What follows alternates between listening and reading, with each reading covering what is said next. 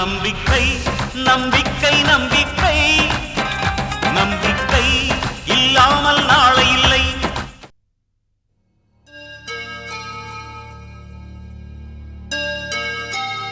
அண்ணே, நந்தினிக்கு சாப்பாடெல்லாம் ரெடி பண்ணிட்டேன். நம்ம கிளம்பலாமா? உட்காருமா. வக்கீல் வீட்டுக்கு வரேன்னு சொல்லியிருக்காரு. 10 நிமிஷம் பார்ப்போம், இல்லைன்னா கிளம்பி போயிடுவோம். நந்தினிய இன்னும் 2 நாள்ல டிஸ்சார்ஜ் பண்ணிடுவாங்கன்னு நினைக்கிறேன். அண்ணே, நந்தினி மேல இருக்கிற கேஸ எப்படியாவது ஒண்ணு இல்லாம பண்ணினோன்னே. அவளை மறுபடியும் ஜெயிலுக்கு அனுப்பக்கூடாது. அதுக்கு தான் நான் எல்லா ஏற்பாடும் பண்ணியிருக்கேன். நந்தினி மேல ஒரு தப்பும் இல்லை. தர்மமும் உண்மையும் ஜெயிக்கிறது நிஜமா இருந்தா நந்தினி இந்த கேஸ்ல கண்டிப்பா ஜெயிச்சுருவாமா. அதுக்காகத்தான் அவளுக்கே தெரியாம ஜாமீன்ல எடுக்க ஏற்பாடு பண்ணிருக்கேன். ஏன்னே, நந்தினி தான் ஜாமீன்ல வரமாட்டேன்னு சொன்னாலே.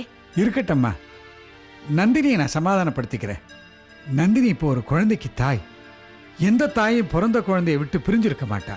இதை வச்சே நான் அவளை சமாளிச்சுக்கிறேன். Hello sir. ஓ ரமேஷ், வாங்க வாங்க உட்காருங்க. வணக்கம் சார். வணக்கம். நாங்க உங்களுக்காகத்தான் காத்துட்டு இருக்கோம். அதான் வந்துட்டேனே.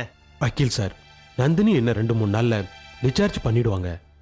உடனே அவங்கள கோர்ட்டுக்கும் வீட்டுக்கும் அலக்களிக்க வேண்டாம். கொஞ்ச நாளைக்கு கேஸ விசாரணைக்கு வராம தள்ளி போட பாருங்களேன். இன்னும் 3 மாசம் கூட டைம் வாங்கிக்கலாம். அதெல்லாம் ஒன்றும் பிரச்சனை இல்லை. ஆனா இந்த தடவை நாம கோர்ட்டுக்கு போகும்போது நம்ம சைடு நல்லா ஸ்ட்ராங்கா இருக்கிற மாதிரி பண்ணிட்டு தான் போகணும். ஒன்றும் பிரச்சனை வராதில்ல மிஸ்டர் ரமேஷ். அதெல்லாம் ஒன்றும் பயப்பட தேவையே இல்லை ராம்கோபால் சார். புருஷோத்தமனுக்கு நந்தினி மேடம் தான் பணம் கொடுத்தாங்கிறதுக்கு எந்த சாட்சியமும் இல்லை. வசந்தோட பாடி கிடைச்சிருந்தா கூட நாம பயப்படலாம். அதுவும் இல்லை. பின்ன என்ன, கேஸை சுலபமாக உடைச்சு நந்தினி மேடத்தை வெளியே ஈஸியாக கொண்டு வந்துடலாம். என்ன, கோர்ட்டுக்கும் வீட்டுக்குமா கொஞ்ச நாள் அலைய வேண்டியிருக்கும். அதனால தான் நீங்கள் சொன்ன மாதிரியே நந்தினி மேடத்தை ஜாமீனில் வெளியே கொண்டாடுறதுக்கு எல்லா ஏற்பாடும் பண்ணிட்டேன்.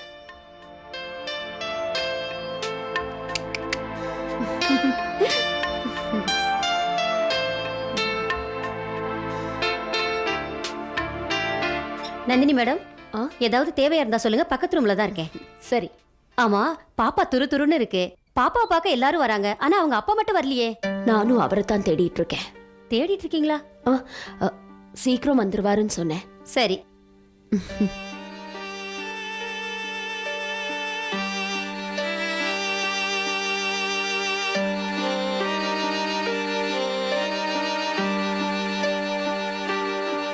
எப்படா இந்த ராஜகுமாரன் குதிரையில வருவான், எப்படா என்ன தூக்கிட்டு போவான்னு தினம் தினம் எதிர்பார்த்து காத்துக்கிட்டு இருக்கேன். நான் குதிரையில வர மாட்டேன், கார்ல தான் வருவேன்.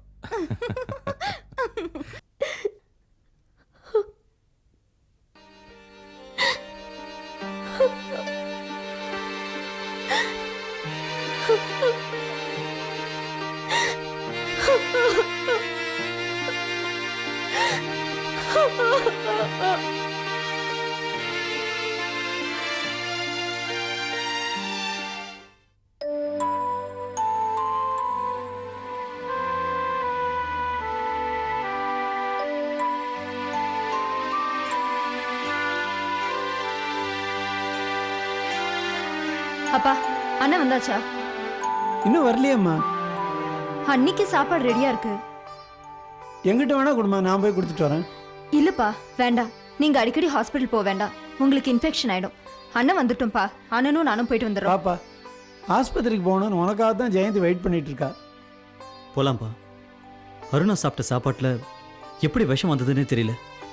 புரியாத புதிரா இருக்கு. நீ உன் மாமியார் வீட்டுக்கு போயிருந்தியா? போனேன்ப்பா. அருணா வீட்டில் சாப்பிட்ட சாப்பாட்டில் விஷம் இல்லைப்பா. அவளை ஹாஸ்பிட்டலில் கொண்டு போய் சேர்த்தது நந்தினி வீட்டில் இருக்கிற கங்கா தான். அவர் ஏதாவது செஞ்சிருப்பாருன்னு என் மாமியார் சொல்றாங்க. என் மாமியாரோட வாழ்க்கையில இன்னும் என்னென்ன ரகசியங்கள் இருக்குன்னு தெரியலப்பா. அன்னைக்கு நந்தினியோட அம்மா வீட்டுக்கு வந்திருந்த போது அவங்க தான் என் மாமியாரோட அக்கான்னு சொன்னாங்க. இந்த உண்மை அவங்க சொல்லிதான் எனக்கே தெரியும்.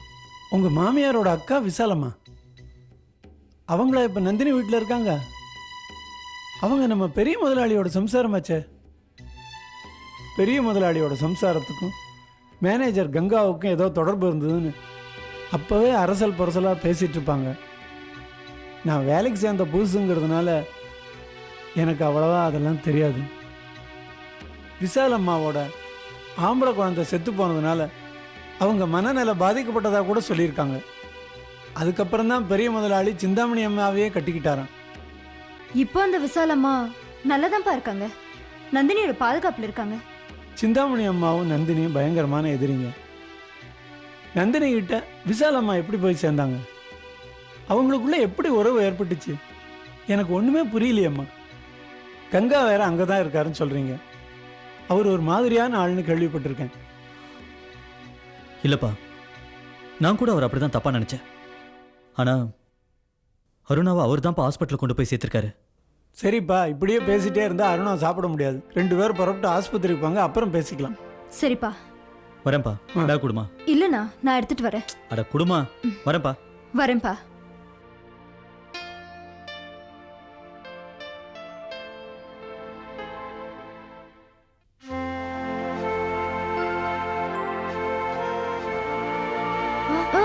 பார்த்து வாங்க, உட்காருங்க.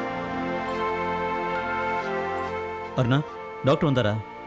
கொஞ்ச நேரத்துக்கு முன்னாடி தான் வந்தாங்க. இன்னும் 2 நாளாக டிஸ்சார்ஜ் ஆயிடலாம்னு சொன்னாங்க. அண்ணி, சாப்பாடு கொண்டு வந்திருக்கேன், சாப்பிடுங்க. இல்லை, இப்போ வேண்டாம் அண்ணி, கொஞ்ச நேரம் கழிச்சு சாப்பிட்றேன். உங்க அம்மா வந்தாங்களாமா?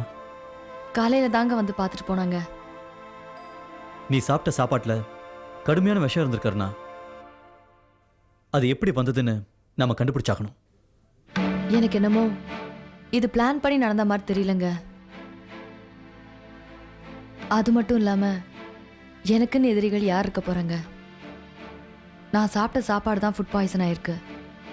நல்ல வேலை கங்கா அங்கிள் என்னை சரியான நேரத்தில் கூட்டிகிட்டு வந்து இங்கே சேர்த்தாங்க. இல்லை அருணா, நான் கூட அவரை தப்பா நினச்சிட்டேன். அவரை நேரில் போய் பார்த்து ஒரு தேங்க்ஸ் சொல்லணும். அண்ணி, நீங்கள் ஒழுங்காக சாப்பிட்றீங்களா இல்லையா? நான் இருக்கும்போது நீங்கள் சரியாக சாப்பிட மாட்டீங்க. வாங்க 2 பேரும் ஒன்றா உட்காந்து சாப்பிடலாம். இல்ல அண்ணி, நீங்க முதல்ல சாப்பிடுங்க. அதெல்லாம் முடியாது. இப்படி வந்து உட்காருங்க. வாங்க உட்காருங்க.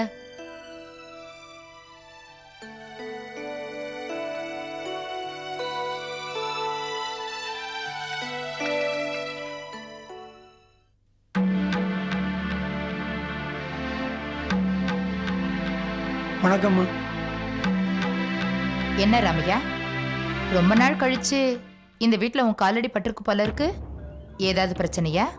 1 2 ஏகப்பட்ட பிரச்சனை. எங்க மாப்பிள்ளை காணாம போனதுல இருந்து கொஞ்ச நாளா எங்க வீடே மயான மாதிரி தோணுதுமா. வசந்த் காணாம போனதுல இருந்து இந்த வீடும் அப்படிதான் இருக்கு. அதுக்கு என்னென்ன பண்ண சொல்ற? நஷ்டம் உனக்கு மட்டும் இல்ல ராமையா, எனக்கும் தான். என்னமோ உன் குடும்பத்துக்கு மட்டும் பெரிய கஷ்டம் வந்துட்ட மாதிரி பேசிட்டு இருக்க. பிள்ளைக்கு ஏதாவது ஒன்று ஆயிடுச்சுன்னா கழுத்தில் இருக்கிற தாலி இறங்குறது தாய்க்கு இல்லை, அவன் மனைவிக்கு தான். கருவறையில் சுமந்த தாயை விட கழுத்தில் தாலியை சுமந்துட்டு இருக்கிற மனைவிக்கு தான் உரிமை அதிகம். அதை முதல்ல புரிஞ்சுக்குங்க. உன் பொண்ணோட ராசி எப்படி? அதுக்கு நான் என்ன பண்ண முடியும்? அவளுக்கு தாலி பாக்கியம் கேட்டியா இல்ல? ஏன் மாப்பிள்ளை எப்படியும் வந்துடுவாருமா. உங்களுக்காக இல்லாமல் போனாலும் ஜெயந்தியோட நல்ல மனசுக்கு நிச்சயம் திரும்பி வந்துடுவார். அந்த நம்பிக்கை எங்களுக்கு இருக்கு. நீ உன் பொண்ணு மேல பாசம் வச்சிருக்க மாதிரி தானே சிந்தாமணிமாவும் அருணாமா மேல பாசம் வச்சிருப்பாங்க. நீ எப்படி அவங்க பொண்ணு அவங்க கிட்ட இருந்து பிரிச்சு கூட்டிட்டு போன? என்னம்மா அது? அருணா எங்க வீட்டுக்கு வாழ வந்த பொண்ணுமா. அவ எங்க வீட்டுல இருக்கிறதான முறை பார்த்துதான் எல்லாமே இங்க நடக்குதா? அருணா குணமாகி வந்ததும் இந்த வீட்டுல தான் இனிமே இருப்பா. உன் பையனும் வீட்டோட மாப்பிள்ளையா இங்கே இருந்துட்டு போட்டோம். என் பையன் அருணாவுக்கு கணவனா இருக்கத்தான் விரும்புறான். உங்களுக்கு மாப்பிள்ளையா இருக்கிறது அவனோட நோக்கம் இல்லை. இப்ப கூட நான் இங்க வந்தது அருணாவுக்கு இந்த வீட்டில் என்ன நடந்தது, அவன் சாப்பிட்டது என்ன, அந்த சாப்பாட்டில் எப்படி விஷம் கலந்ததுன்னு விசாரிச்சுட்டு போகத்தாம வந்தேன். என்ன விசாரணை கமிஷன் வைக்க போறியா? இல்ல என்ன மிரட்ட பாக்குறியா? நான் ஏமா உங்களை மிரட்ட போறேன்? மருமகளுக்கு என்ன ஆச்சுன்னு விசாரிக்கிறது ஒரு மாமனாரோட கடமை. அருணா உனக்கு மருமக தான், ஆனா அவ எனக்கு மக. உன்னை விட அவ மேல எனக்கு அதிக அக்கறை இருக்கு. என்னைக்கு என் பையன் அருணா கழுத்துல தாலியை கட்டினானோ அன்னைக்கே அவ எங்க வீட்டு பொண்ணாயிட்டா. உன் பையனை காதலிச்சது ஒண்ணுதானே என் பொண்ணு செஞ்ச மிகப்பெரிய தவறு. உன் குடும்பத்துக்கும் என் குடும்பத்துக்கும் ஏணி வச்சாலும் எட்டுமா? என் அந்தஸ்து என்ன, என் தகுதி என்ன? ஆமாம்மா, உங்க குடும்பத்துல நிறைய பணம் இருக்கு. அதை விட மர்மங்களும் ரகசியங்களும் நிறையவே இருக்கு. குடும்பத்துல புதுசு புதுசா உறவுகள் முளைச்சிக்கிட்டே இருக்கு. இந்த கன்னித்தீவு மாதிரி ஒவ்வொரு விஷயமா வெளியே வந்துக்கிட்டே இருக்கு. அதெல்லாம் எங்க குடும்பத்துல இல்லையே. அப்படி பார்க்கும்போது உங்க குடும்பமும் எங்க குடும்பமும் சமம் இல்லைதான். அருணாவுக்கு என்ன ஆச்சுன்னு விசாரிச்சுட்டு போகலான்னு வந்தேன். அதை உங்கள் மூலமாக தெரிஞ்சுக்க முடியாதுன்னு புரிஞ்சுக்கிட்டேன். வரேம்மா. ம்.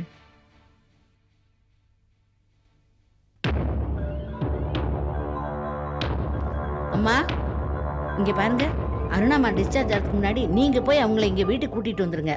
இல்லைன்னா இவங்க அவங்க வீட்டுக்கு கூட்டிட்டு போயிடுவாங்க. அப்புறம் அருணாம்மா மனசையே மாத்தி விடுவாங்க. ம்.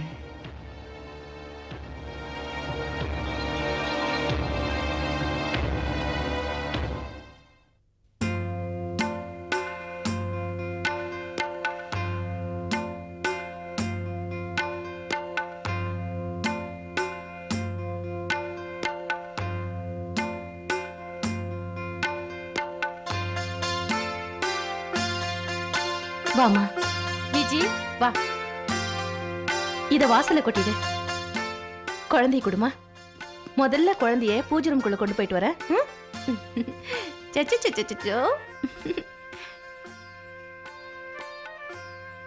என்னம்மா பேசாம இருக்க? ஒண்ணும் இல்ல. தெரியுதுமா, நீ என்ன தப்பா நினைச்சிட்டு இருக்கேன்னு எனக்கு நல்லா தெரியுதுமா. உன்னை கேட்காமே நான் உன்னை ஜாமீன்ல எடுத்துட்டேன். அன்னைக்கு கோர்ட்ல ஜட்ஜ் ஜாமீன்ல எடுக்க அப்ளிகேஷன் போடலான்னு சொன்னப்ப நான் நிரபராதி நிரூபிச்சுட்டு தான் வெளியே வருவேன் நீ சொன்னேன். நந்தினி, நீ இதுவரைக்கும் என்ன செஞ்சாலும் உன்னை கேட்காம நான் உன் விருப்பப்படி விட்டேன். ஆனா இந்த விஷயத்தில் மட்டும் நானே முடிவெடுத்தேன். ஏன் தெரியுமா? நீ சின்ன வயசுல உங்க அப்பா அம்மாவெல்லாம் பிரிஞ்சு தனியா இருந்திருக்கிற அந்த நிலைமை உன் குழந்தைக்கும் வந்துடக்கூடாதுமா. நானும் என் பொண்ணை முழுசா பறி கொடுத்ததுனால தான் இந்த முடிவுக்கு வந்தேன். உன் பொண்ணு தாய்க்கும் தாய் பாசத்துக்கும் ஏங்கவே கூடாது. அதையும் தவிர நீ ஜெயிலில் இருந்தா உன் உயிருக்கு உத்தரவாதம் இல்லைங்கிறதுனால தான் நான் இப்படி ஒரு முடிவு எடுத்தேம்மா. நந்தினி, நான் செஞ்சது தப்பா?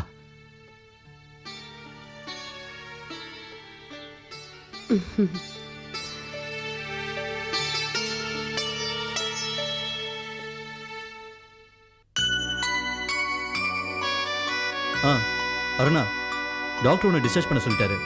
நான் பில்லை வாங்கிட்டு பணத்தை பே பண்ணிட்டு வந்துடுறேன். நீ ரெடியா இருக்கியா? சரிங்க.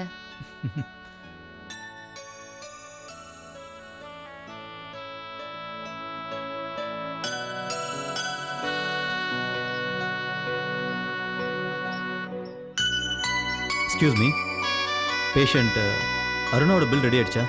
ஹலோ சார், பில் அவங்க வாங்கிட்டு போயிருக்காங்க. யாரு? அதுவும் அங்கே உட்காந்துருக்காங்களே அவங்க தான்.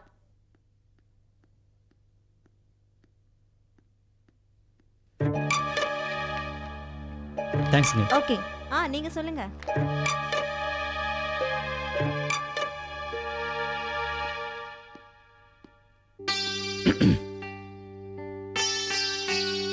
வாங்க மாப்பிள்ள.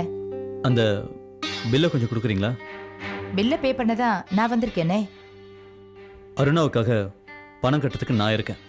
கொடுக்குறீங்களா? உங்களுக்கு எதுக்கு மாப்பிள்ள சிரமம்? பொண்டாட்டிக்கு செலவு பண்ணுறதுல எனக்கு என்ன சிரமம் இருக்கு? பில்லை கொடுங்க. தேங்க்யூ.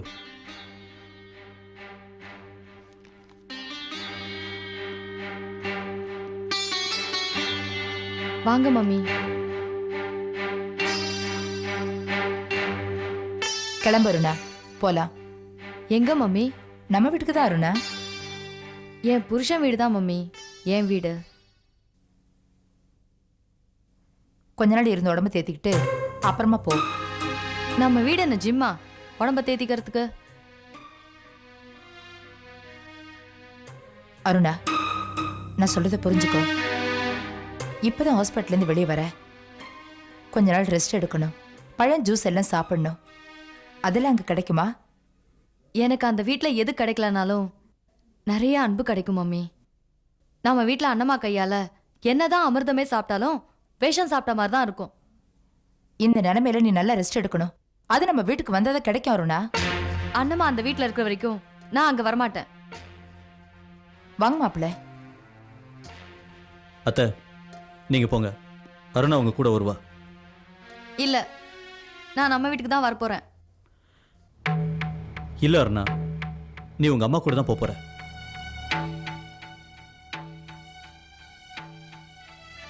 சரி மாப்பிள்ள, நான் கார் அனுப்புறேன். அருணா கூட்டிட்டு வாங்க. ஆ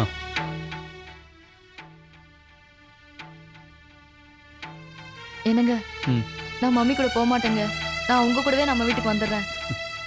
இங்க பார், நான் ஒரு காரணமாக தான் உன்னை போய் உங்க அம்மா வீட்டில் தங்க சொல்றேன்.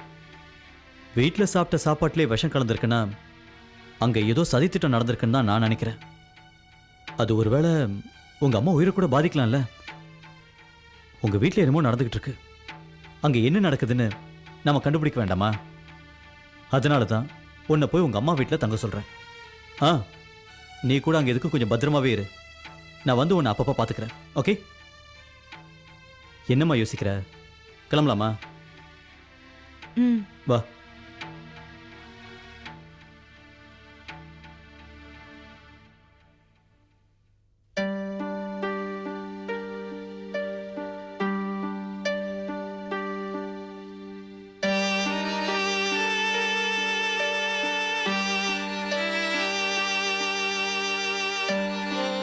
சின்ன வயசுல இருந்து யாருமே இல்லாம தான் நான் வளர்த்திருக்கேன்.